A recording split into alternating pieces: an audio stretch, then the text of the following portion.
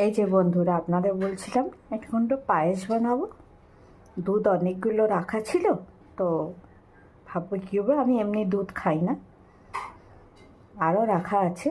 তো এই যে দুধটা গাঢ় হয়ে গেছে অনেক, এরকম করে ওটা থেকে একটু কিছু দুধ বের করে রেখেছি। এর মধ্যে এই যে পাউডারের প্যাকেটের দুধ মিলালে না খুব টেস্টি লাগে।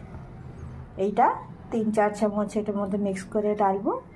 আর এই যে সেওই রেখেছি, একটু তেজপাতা, এই যে কাজু কিশমিশ বাদাম, এইগুলো উপর থেকে ডালবো, হ্যাঁ না? তো সব তৈরি করে রেখেছি। এখন এই দুধটা হয়ে গেছে, এর মধ্যে সেওই ডালি, আর এই যে চিনি রাখা আছে, চিনি ডালবো, আর এলাচ পাউডার ডালবো, হ্যাঁ না? ওইটা এখন আমি তৈরি করি, আপনারা দেখুন। এটা এখন বানাবো। এর মধ্যে না একটা যেমন এই দিয়ে বানাচ্ছি, ওর মধ্যে গুঁড়ো দিলাম 3-4 চামচ। এটা এরকম করে এখন এই দুধের মধ্যে মিক্স করে দেবো, হেভি টেস্টি লাগে। এই যে দিয়ে দিলাম, এখন এই যে নাড়াচাড়া করেছি, এই সেওইটা দিয়ে দিয়েছি। এই দেখেন কত সুন্দর, হিলাতে থাকবে, নাহলে ওই সেওইটা না একদম পাকা পাকা হয়ে যাবে। দেখেন এটা এখন একটু চামচ দিয়ে একটু এটা এরকম করে দিচ্ছি, দলা পাকিয়ে দেয় তাহলে।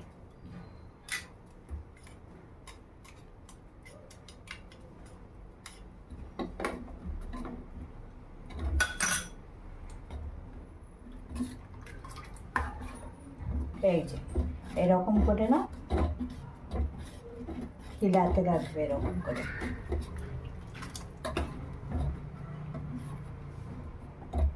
আর এই যে এলাচ পাউডার গুঁড়ো করলাম, গুঁড়ো করে এই যে এটা তেজপাতাও দিলাম।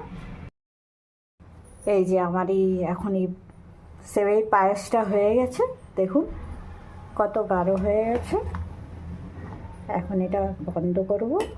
এর উপর থেকে যদি আপনাদের কাছে থাকে একটুখানি এই কেশর দিয়ে দেবেন। এটা আমি কাশ্মীরে গেছিলাম মার্চ মাসে, ওইখান থেকেই কেশরটা আনা হয়েছে। দেখুন এখন পায়েস গরম ভাল লাগে না, বুঝলেন বন্ধুরা? পায়েস সবসময় ঠান্ডা ভাল লাগে। তো এটা এখন ঠান্ডা হবে। আপনারা আসুন আমার ঘরে, আমরা সবাই মিলে পায়েস খাবো, ঠিক আছে? বাই।